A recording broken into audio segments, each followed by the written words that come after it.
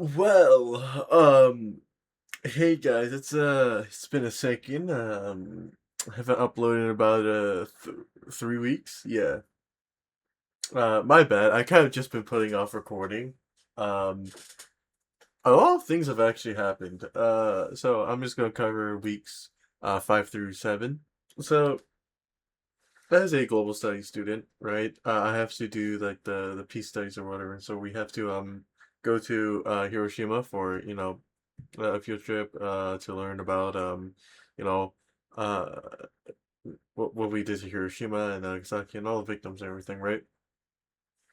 And so they sent out an email beforehand, right, saying to for or I guess it gives you the information about the trip, like how much it costs or whatever, right? And I was really like confused, right? Because they also sent out a sign up sheet, right? So I was like, so as a because like I'm a UC student. I heard that this trip was mandatory, so I was like under the impression I was already signed up, right? And so I sent them an email, and they said, "Oh, like you already paid for this, by the way, right?" But so I was like, really, I was really confused because like, why would you send me this if I'm already part of it, right? And so thankfully that was all resolved, right? And before I went, I think it was like the week before I went to Hiroshima, I think, or was it 2 weeks? One of those, right? I went to Osaka for Limbus Expo or the Limbus exhibition in Osaka. It was amazing, by the way. I met some pretty cool people, right? I also got to touch a golden bow. That was pretty cool. I distorted like right there. Uh, when I say distort, I meant went mentally crazy and destroyed the shop. Yeah. So yeah, and one of the things I noticed in Osaka was that there was a lot of like maid cafes and card shops, right? This was like between I think Namba Station and like the hotel I stayed at, Hotel Hillary's, I think. Uh, and there's just like just so many maid cafes and card shops. It was kind of surprising. And while I was like at the crosswalk before, at my to my hotel, there was a maid, you know, who was like advertising their cafe, right?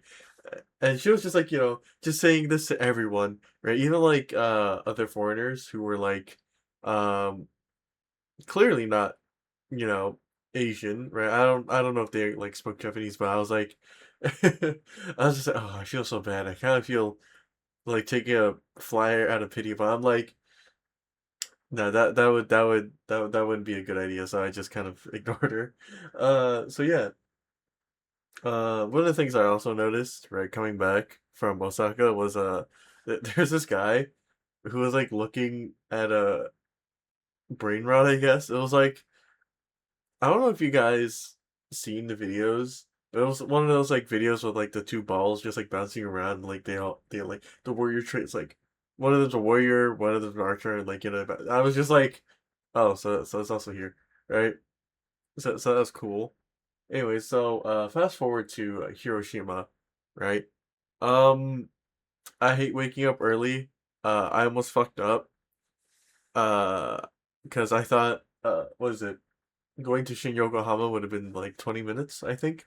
Turns out it was like 40. So I almost fucked up and was late to the Hiroshima trip. And the whole time I'm kind of like lamenting, I guess, or like not really excited to go to the Hiroshima trip because uh, I just was like, oh man, oh shit, man, I'm 4 days away from my PC. Oh no, right? So that was my entire thought. But after the entire trip, I think it was like I don't regret it anymore because it was really like enlightening and like, uh I was able to learn a lot. So unfortunately, right, on the first day, I guess, there was I think was it two yeah, there was two guys I think who were like late, unfortunately. So one of the staff members had to like, well, she had to stay behind so then the dudes can get on the Shinkansen, so that was unfortunate. And so the first day we went exploring. I think was it the museum? That was the first day. I think it was. We have a pamphlet that was given out. So let me just go check the itinerary or whatever. Yeah. So first day we yeah, we for first day we went to the museum, right? And it was, I think that was like the point where I like, oh, this trip was actually going to be like pretty eye opening, I guess, right? And there was like in the museum there was like the belongings of people who died from the atomic bomb, and I think it was like incredibly sad, and I guess it, I don't know, it was able to change my perspective about like nuclear weapons like quite a bit. So yeah, that was for future global study students. I do encourage you guys um to actually go on the trip and actually like pay attention, right? I'm not gonna name the guy, right? But I just didn't really get along with him. Uh, I mean, he he did change his attitude once, like we went to the museum, right? But it was agreed to disagree, I guess. Anyways, then the very next day. Actually, no, never mind. Not on the next day. We did talk to Hibakusha, which is one of the victims of the nuclear bombings. And again, it was very eye opening to the experiences of these victims of the atomic bomb, and like have them tell their story. Um, Next on the list, let's see. Yes, the Poison Gas Island, or AKA Rabbit Island.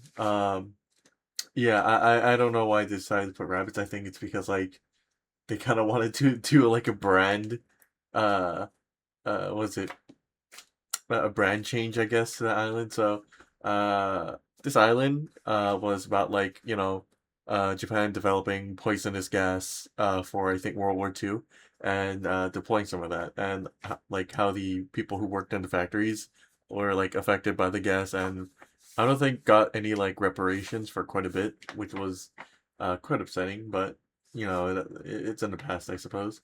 Um, but yeah, there were a lot of rabbits on the island and a lot of dilapidated factories. Yeah, let's see. And then Sunday we went to Peace Park again. And then we went to Miyajima, the floating Toriki island. So I do have a funny story with this one. Is that like so I love shrines, right? I actually started a stamp book collection. Let me go. Oh, shit. Oh, and everything fell out. Okay. Anyways, so I actually started a stamp book collection, and because like I do like going to shrines and temples, right? So we got like this thing, right? It has like gold ink. That's pretty fire, right? And then let's see. These are some of the ones I got from the from the island, right? That's pretty fire. Anyways, so I do like going to shrines quite a bit. And what is it? There were actually quite a lot more shrines I thought there'd be on an island, but that was pretty cool. There were also a lot of deer. Funny story. So me and another dude, uh, actually, well, two other dudes. Um, so I'm gonna just call them Ryan and Jack. There's a funny story to sort of. I just like called them that accidentally, or the Ryan one. I call him that accidentally. I just went with it for like the entire thing. And then the Jack one, that was more racist than anything. Anyways, so uh, me, Ryan, and Jack were looking for like a restaurant to eat, right? And I saw this like one restaurant that looked pretty cool, right? They had amazing oyakodon, by the way.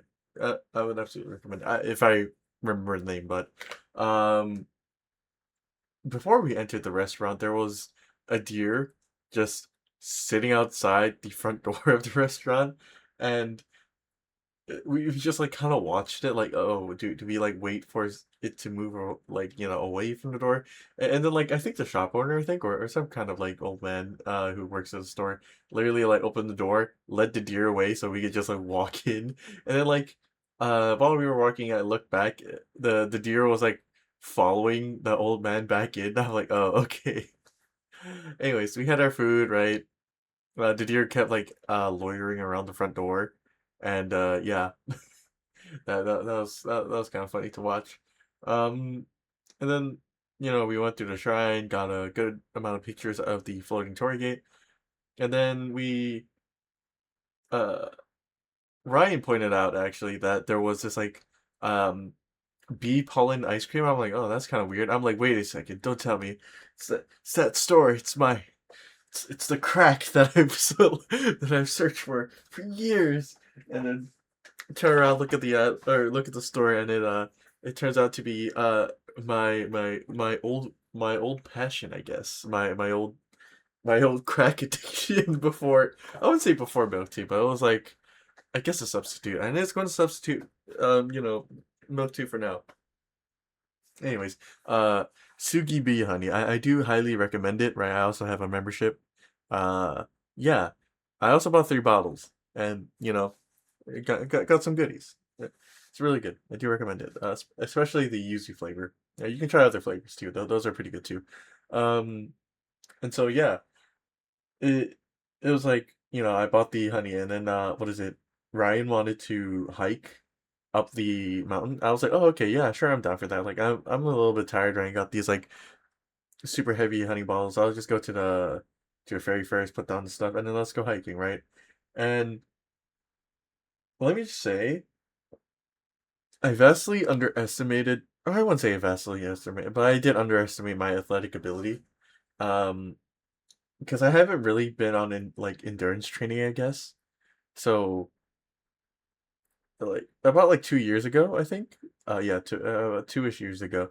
I went to Kyoto, and we hiked up the mountain. I don't know if we did like the entire thing, but we did quite a bit, and I don't think I was like really tired during that. So I was like, okay, cool. This shouldn't be, it's like too difficult. It was difficult.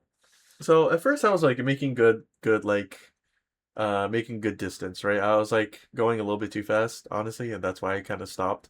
But yeah, I was going a little bit too fast, right? Overexerted myself. I kind of like stopped halfway, and I think around this time it was like 5:30, right?